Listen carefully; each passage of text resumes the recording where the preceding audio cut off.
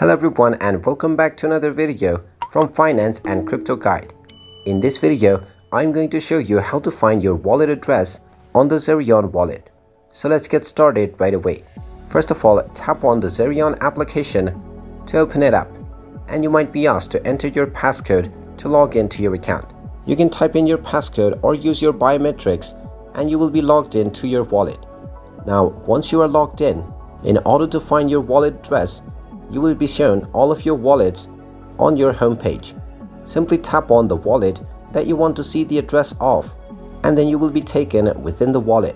Now, from the wallet page, tap on the account icon at the top right corner, and now you can simply tap on the copy icon below your wallet underneath the edit button. Once you tap on it, your wallet address will be copied to your clipboard.